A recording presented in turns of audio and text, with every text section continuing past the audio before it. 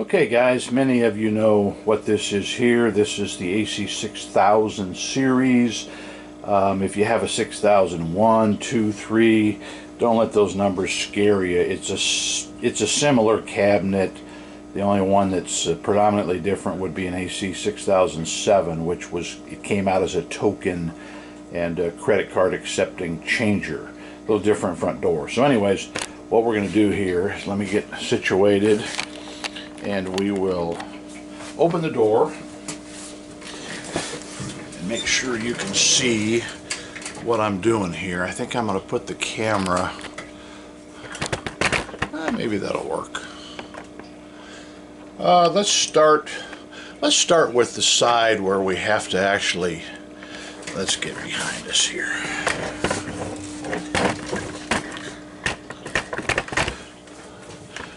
Alright. We're working with this side, which has the 4 studs, and let's go back to our MEI number 0 shallow bezel. Okay, so you can see it won't fit. If you start it on the top, it won't fit the bottom. Start it on the bottom, won't fit the top. It's because this is not going through the hole. So what we have to do is we get out our plate, which I showed you, okay, and real quick, like, we're going to bolt this on.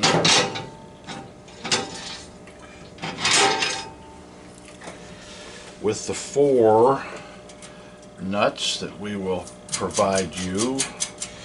These go on with our handy 11/32 deep nut driver. Now guys, you need a deep socket or a deep nut driver because, as you see, these studs are about 1.5 inches long.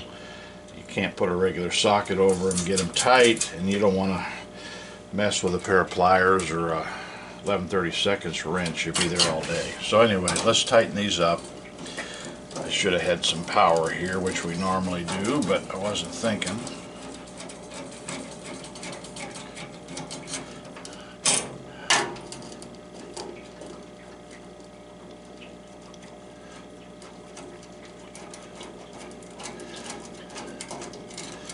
And as I mentioned, this would be considered the right side because we're looking at the front of the machine, even though we have the door open and it looks left. But this would be the right side. It doesn't move, it doesn't swing, it opens with the door. Sometimes if you find a cabinet, a lot of these are sold at auctions, you know, obsolete by the big pizza chains and things. If they have a broken stud, I've seen some that have no studs. The reason being is they have done some sort of alteration, maybe with a card swipe system. And you can drill and put what we call a picture frame mount in them with carriage bolts to save this if they have no studs. So what I'm going to do now is get in a little closer. Alright, so here's what happens. I showed you the studs that are in the way are the lower 2 studs. Okay? Well, people get nervous and they don't want to. I'm going to double check, make sure we have a good snug on those. Don't break them off with a nut driver because you'll be in trouble if you break them off too close. So grab a pair of pliers, grab them down low. Okay.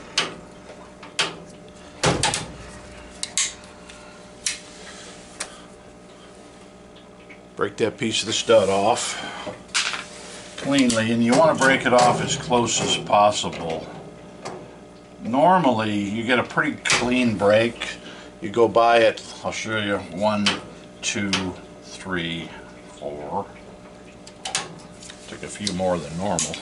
Anyways, if you want to clean it up with a flat file right here, these both came off really cleanly. Okay, so now what let's do, we have our, it's not going to fit. Let me take these nuts off, I forgot. These nuts come off to where it just exposes the little white plastic standoffs. then you get a nice, clean, snug fit.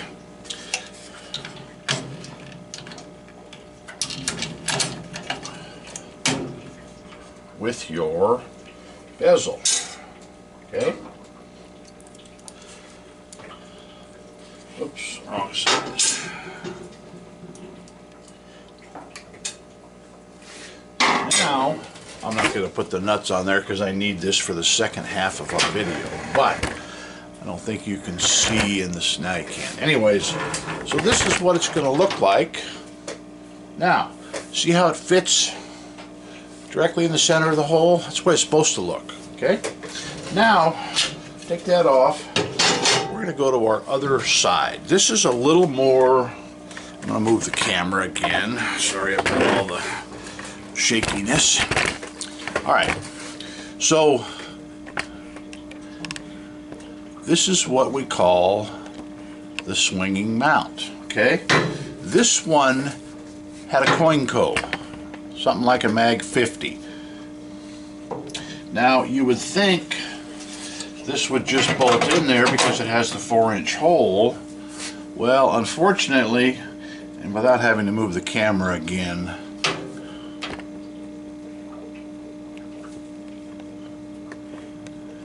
this you could probably see how this hole is lower? It's a little hard to see on camera, but here's the problem. I'm going to unscrew this mount and I want to compare these two, because a lot of times on the old swing mounts they do not have an adjustment. See here, along here, it's blank. In other words, what you've got is what it is. Now let me show you one that has the adjustments. Okay, see the extra 3 holes? It's got 3 holes down here. Well, this has been adjusted lower. Okay, now all the carriage bolts are not in there, but we're not ready to do a final assembly yet.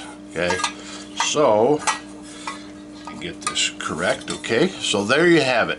You're looking for those 3 holes, and they will have carriage bolts in them, and I've sent that picture to a lot of people. So anyways, now we use this one.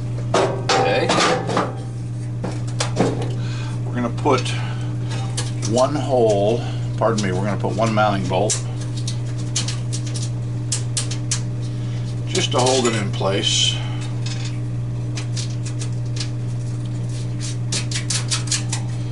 I'll show you the next issue that comes up. Okay, let me put 1 nut there, maybe have to put 2, just to hold it in place. Oh, I'm using no wonder I'm having problems. That's a 3/8 head nut. I usually use 11/32. Okay, now I'm going to shut this door. And you see, as I try and shut the door here, now I can slide this to the left, okay, but it's a little too low. I could get this door shut, but it's rubbing on the bottom. Okay, once again, that's okay, but I like things to be symmetrical left to right. So what we do now, your best friend in your toolbox is going to be, this just comes out, it's got the 4 mounting brackets. Now as you see, you can go left to right. Okay, simple fix. It's dragging on the bottom of the door. 4 washers. Okay, put those down on the floor of the machine. Put this back on. Put a nut to hold it. I start with it in the center.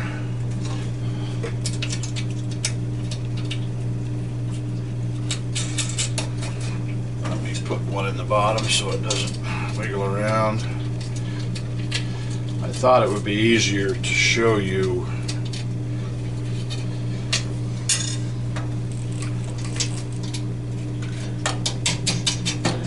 without the cumbersome of a complete validator in the way. Okay, so now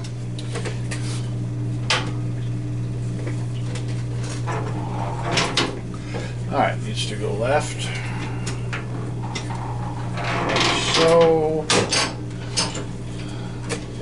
Just go a little bit further left.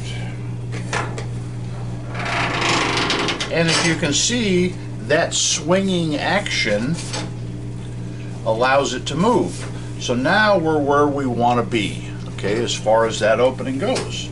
Alright? So that's it, guys. If you have, I should show you the two of these side by side. Let me see if I can do this. These brackets are kind of heavy. Maybe I'm gonna lay these on the bench, guys, so I can show you, before we conclude this video, the differences.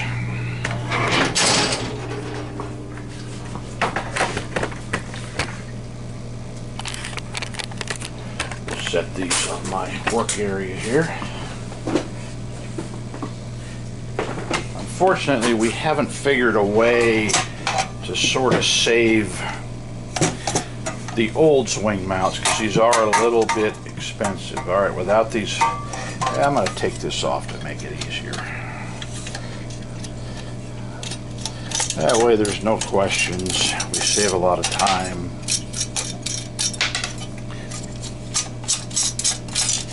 Alright, take that out of the hole, get that out of the way. Okay, turn them upside down, and so they don't fall off the bench.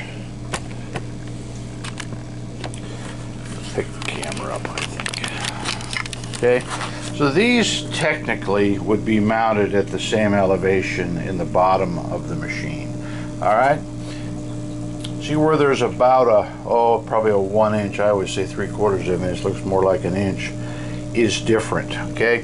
So if you're in question whether your AC6000 will fit an MEI, you gotta have these adjustable holes, and you wanna use the bottom set, okay? This one here, no adjustment. It's just merely too high, so it won't mount an MEI, nor will it mount a pyramid.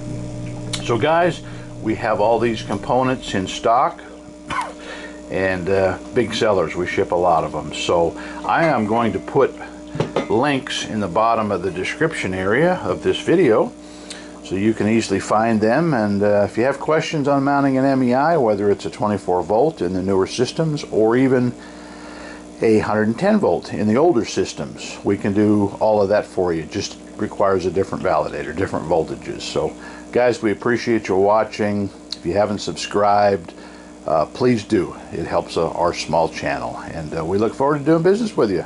Doug at Doug's World Tour, and I'm out.